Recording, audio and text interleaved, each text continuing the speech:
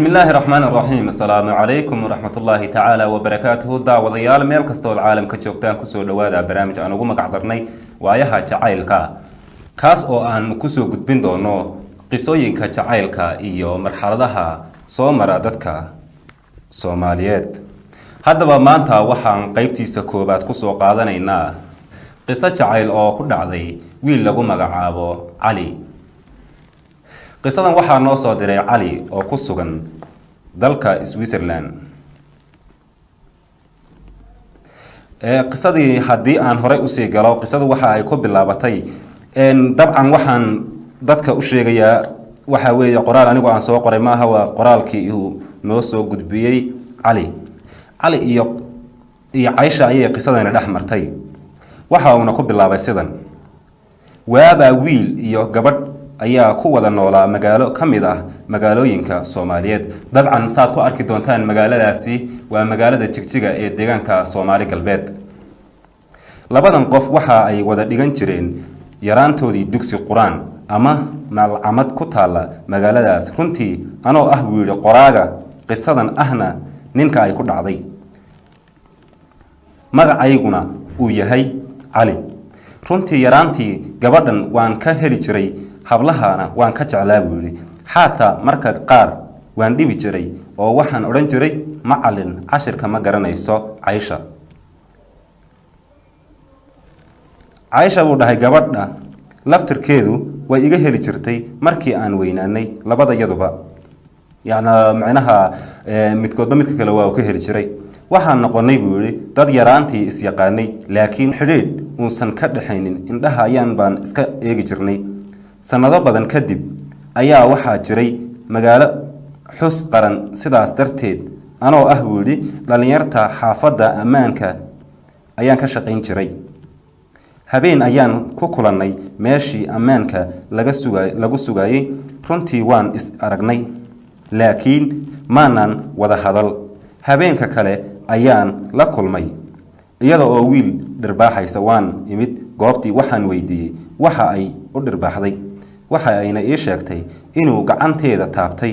runtii waan la yaabay buu yiri, waayo waqtigan gacan taabasho la iskuma dhirbaaxo. waan jeclaaday waayo kulankii horeba indhaha ayaan ka jeclaa. markii hore buu ka wadaa. waxaanan ogaaday inay tahay gabadh aad u sharaf badan. waxaan ku dadaalay saan u xidhiidhin lahaa. habeen kale ayaan ku kulannay.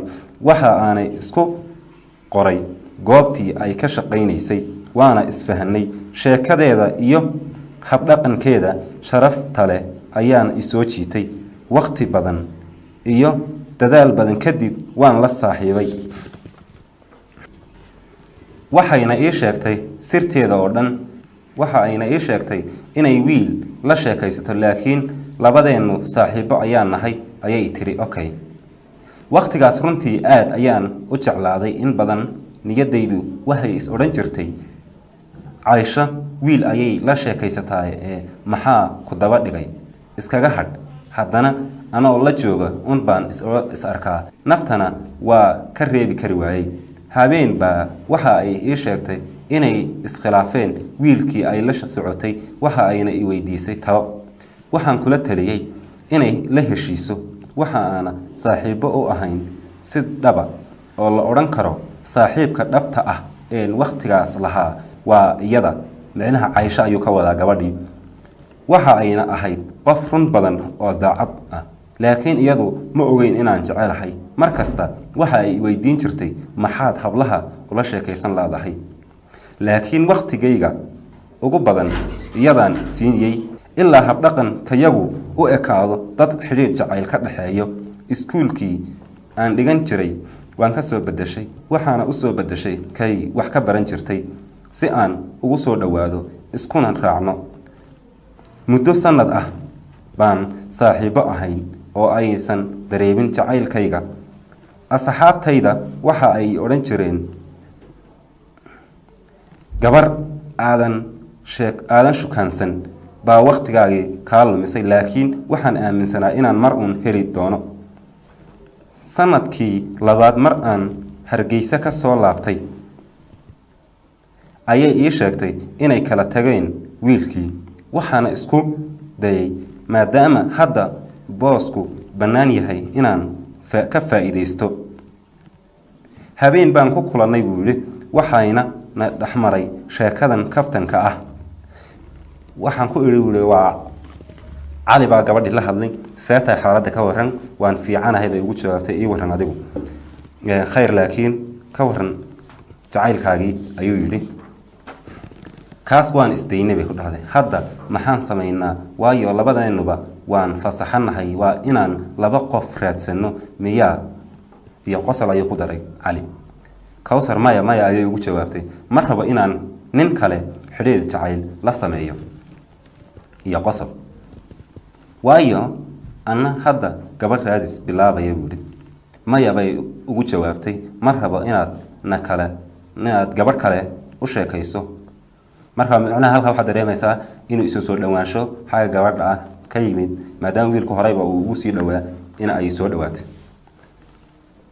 waayo bay dhahay ileen adi saaxiibo ayaan nahay, qof kale lama baahna miyaa buuhi. maya ma garanayo ayay ugu jawaabtay. sababtuna waxaad moodaa meeshaas inay xishood soo galay gabadhii oo ay u sheegan kari weyday. laakiin habsar beeba oo ninkii qofku garasho leh uu fahmi karo ayay ugu jawaabtay. sababta ii sheegba ku dhahay, gabadha waxay ku dhahday waan kaa tegayaa bay, waana raagay. yacnaha waktiga ayaa igu gaaban, waktiga igu yar oo meel bay ka daadsanayd, waan raagay. marka dadka qaar waxaa laga yaabaa inayna aada u fahmin. habeenkaas waxa aan dareemay buu yidhi inay dhankeeda wax ka jiraan. sidaas daraaddeed waxaan go-aansaday inaan fursadda ka faa'iideysto. habeenkii dambe ayaan wacay, waxaanan u sheegtay jacaylkaygii. way iga xishootay, laakiin markii dambe waa i aqbashay buuhi. habeen kale ayaan ku kulannay, waxaana iskugu imaanay meel aan ku ballami jirnay. waan israacnay, waxaan na dhex martay sheeko badan, laakiin in yar aan ka soo qaata buu yidhi inta aan ka xasuusto. wiilkii baa sheekadii bilaabay. cali wuxuu yidhi, cali runtii xabiibtii muddo badan ilaa sanad iyo badh ayaan ku jeclaa oo aan qarsanayay, kuuna soo bandhigi kari waayey, kana hari kari waayey. ee adu maalmihii dambe waxaan dareemay inaan jacayl ii qaaday, bal ii sheeg dhankaaga buu yidhi. muddo bil iyo ilaa 2 bilood ayaan dareemaya jacaylkaaga ayay gabadhii ugu jawaabtay Caaisha. laakiin maxaad iigu sheegan weyday intaasoo dhan? waxa ugu jawaabay cali, macanto sownigii xaaladaada oo dhan ogaa. waxa aan ka cabsaday jacayl daaya, xataa saaxiibtinimada inaan waayay. macnaha saaxiibtinimada u dhaxaysa ayuu ka baqay ina uu ku waayo haddii uu u sheegto ina uu jecel yahay. amba waayadii dambe waan ka xishoonayay, laakiin hadda naftaydu waa naftaada macaan ba ayay ugu jawaabtay. xabiibti macaan, caawo waxa aan galaynaa axdi ayuu yidhi. axdigaasoo ah kii jacaylkeenna. gabadhii ayaa la hadashay, waa Caaisha. macaan, axdi ma aha wax fudud. waxaan kaaga sheekaynayaa qiso yar oo ku saabsan axdigaas. waabaa waxay dhahday Caaisha, qisadii ku bilowday. waabaa waxaa dhacday 2 qof oo isjeclaa. waxa ay axdi ku wada galeen inay ama wada noolaadaan ama wada dhintaan.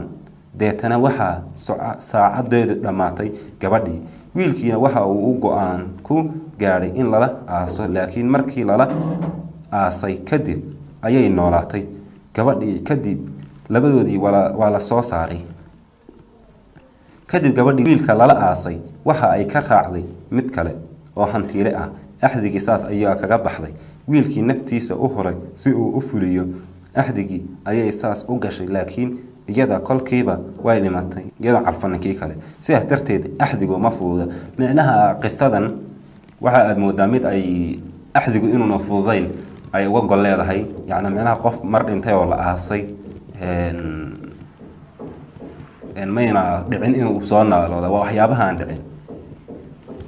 in qof nool lala aaso qof dhintay oo qabriga lala geliyo, iyadana sidoo kale waa waxaynaan horay u maqal. laakiin macnaha ujeedka ugu weyn wuxuu yahay axdigu wuxuu yahay iyo inaan axdig si fudud loo geli karin ayay uga gol lahayd. cali waxa uu yidhi, sax waa qiso cajiib ah, laakiin caawa axdigaasoo kale ayaan wada galaynaa waayo dhab ayaan kuu jecelahay adna sidoo kale marka ani dhankayga waxaan ballan qaadayaa inaan ku khiyaaminin adi mooye gabadh kalena xidhiir la samaynaynin dartaana xataa naftayda aan kuu hurayo waa ballan ayuu ugu jawaabay sidoo kale macaan adna waan iga ballan la-aanta waa nolol la-aan xataa naftayda waan kuu huri adi mooye nin kale lagama yaabo inaan nolol la qaato dhimasho ayaan ka xigaa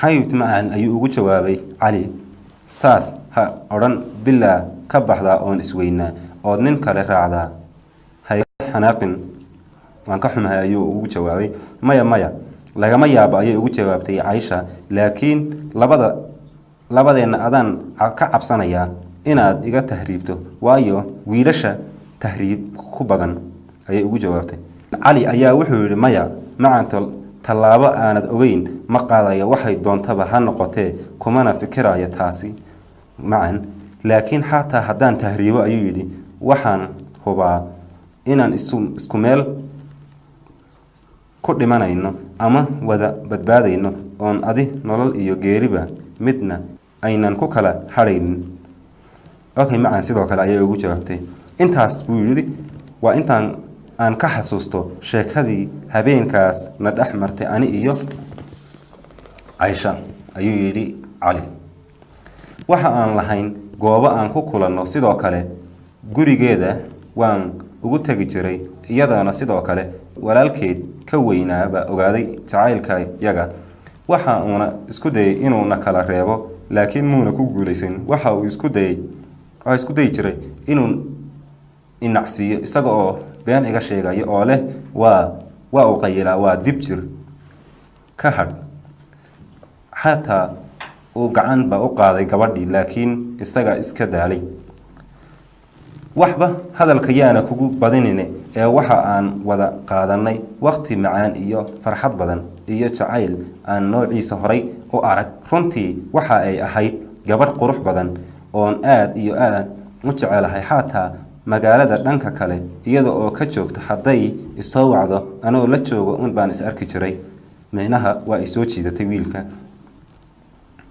runtii farxad iyo jacayl badan ayaan wadaagnay ayuu yidhi xiriirka aan la lahaa waxa uu ahaa mid aan inaba caadi ahayn wuxuu yidhi sanad kadib habeenkii jacaylkayaga aan isu sheeganay ayaan wacay micnaha sanad guuradii markii sanad ay kasoo wareegtay sheekadan ayaa dhex martay cali ayaa wuxuu ku bilaabay macaan caawa ma garanaysaa waa habeenkii jacaylkana sanad kadib xageen caawa kalena waan faraxsannahay waxay ugu jawaabtay xageen isugu nimaadnay hoose xaafadaha sheeko macaan iyo farxad baan wadaagnay waxa ay isiisay sawir iyo caag madow oo gacanta lagu xidho iyadana ii xidhay buu yidhi anna farraati baan u xiray muddo badan markuu jacaylkayagu si wacan aan u wadaagaynay ayaa maalin anoo safar ugu maqan magaalada Sheedheer oo ku taala deegaanka Soomaali galbeed ayaa lambar aan garanaynin layga soo wacay waan ka qabtay marka uu halow dhahay waxa aan gartay codkeedii anoon caadi wala hadal baa la jaray waana ku celiyay waa layga qaban waayay waxa aan wacay lambarkeedii wuu xidhan yahay anaha waa uu ka dansanaa gabadh ay saaxiibo ahaayeen baan wacay anoo naxsan maadaama telefoonkeedu xidhan yahay iyadana waa ii dhici waayay maalintii labaad baan jigjiga ku soo laabtay buu waxa aana tagay xaafadoodii waxa aan weydiiyay Caaisha xagee joogtaa ama aaway waxa la ii dhahay way tahriibtay dabcan waxay markii ay ballamayeen waxa ay ballankoodu u ahaa in aysan una ka tahriibin cali Caaisha ayaa ballantaas kolkii ku xidhay laakiin hadda iyadii baa tahriibtay waxaad moodaa in iyadu ballanka bixi koobaad u bilowday waxa uu yidhi yaab waan rumaysan waayay laakiin run bay ahayd iyada oon waxba ii sheegin say u baxday waxaan la hadlay buu saaxiibadeed waxa aanan waraystay sida ay wax u dhaceen. Waxa ayna ii sheegtay in ayna ka warhaynin sababta ku kaliftay tahriib. Waxa ayna ii sheegtay inayna iyadana isdagaalin xaafadda iyo cid kale toona. waa Caashe. Anna iskumaanaan dhicin waqtigaas. Waxa aan ka yaabay waxa ay ahdigeennii uga baxday, keligeedna go'aan u qaadatay. Maalmo ayaan fikir iyo walbahaar darisnay. waa tahay daawadayaal, qisada oo dheer halkaas ayaan ku joojinaynaa qaybteedii koowaad. fadlan ha ka maqnaanin qaybteeda labaad. waxaana idiin soo jeedinaya anigoo Axmed Yuusuf Sheekh Cabdi. dhinaca kaamirada waa Afakaadha Maxamed Axmed. tan iyo kulantideena tan xigta waxaan idinkaga tegaynaa sidaas iyo nooli kulanti.